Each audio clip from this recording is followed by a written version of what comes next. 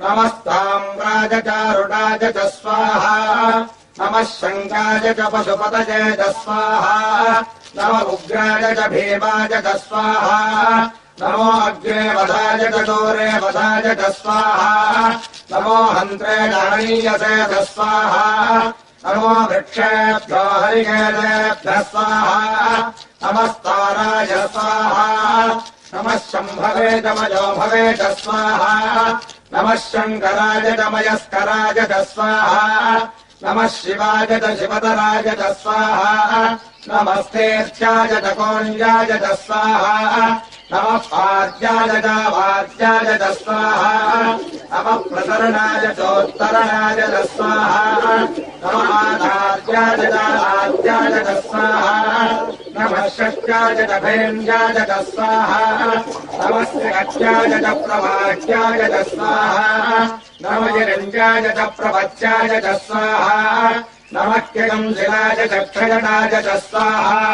नमः कपर्दिने च पुलस्तये च स्वाहा नमो गोष्ठ्याय च गृह्याय च स्वाहा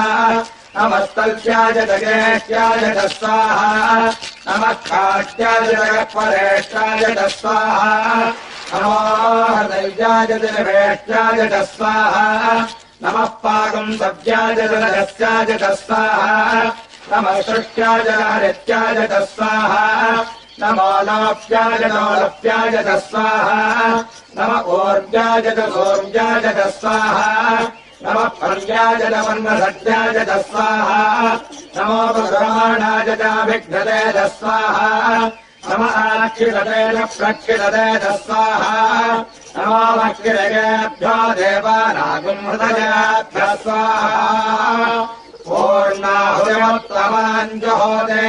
सर्वम् नैवोर्णाहुतिः सर्वमेवाप्नोति अरोधियम् नैवोर्णाहुतिः अस्यामेव प्रतिष्ठति स्वाहा पूर्णाहुतिमहोत्तस्तु महोत्तोऽस्य भवन्तो महान्तो न गृह्णन्तो पूर्णाहुतिमहोत्तस्तु महोत्तोऽस्तु